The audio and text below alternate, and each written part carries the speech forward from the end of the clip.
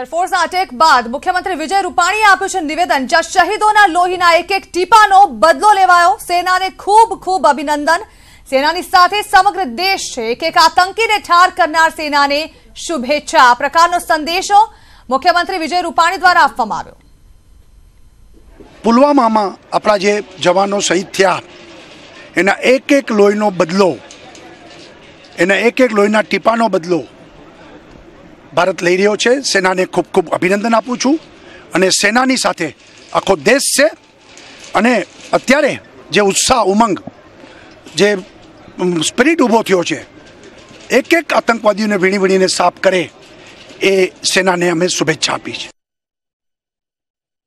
અને આજે આપણને સૌને આનંદ છે કે આપણા હવાઈ દળના જાબાજ પાયલોટોએ પાકિસ્તાનમાં જઈ અને જે મોટા આતંકવાદી કેમ્પો હતા એ કેમ્પોનો મોટા પ્રમાણમાં ખાત્મો બોલાયો છે।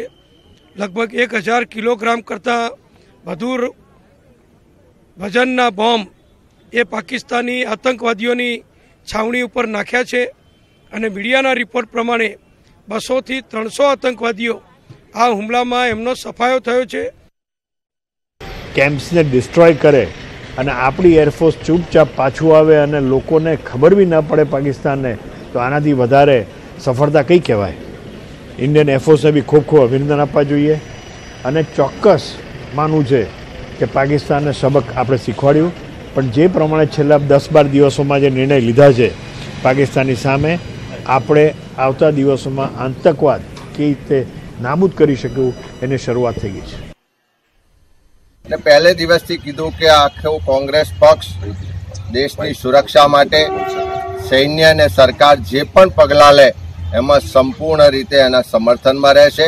અને આજે એરફોર્સના જવાનોએ જે રીતે જવાબ આપ્યો છે એના કારણે દેશના લોકોનું મનોબળ પણ વધ્યું છે અને દેશ અને કોંગ્રેસનો એક કાર્યકર સેનાની સાથે છે। આવનારા સમયમાં જે પણ પગલાં લેવા પડે, એ પાકિસ્તાનને જવાબ આપવાની વાત હોય કે આતંકવાદને ખાત્મો કરવાની વાત હોય, તમામ બાબતમાં કોંગ્રેસ સમર્થનમાં છે અને ફરીથી એરફોર્સના જવાનોને 100 સલામ કરીએ છીએ। પાકિસ્તાની ઓક્યુપાઈડ કાશ્મીર છે એમાં ટેરર કેમ્પ પર હુમલો કર્યો, આપણા બહાદુર પાયલોટોએ અને બહાદુર એરફોર્સે પોતાની તાકાતનો ઇશારો આપ્યો છે અને એ માટે આપણા સૈન્યને અને બહાદુર પાયલોટને અને બહાદુર એરફોર્સને ધન્યવાદ આપું છું।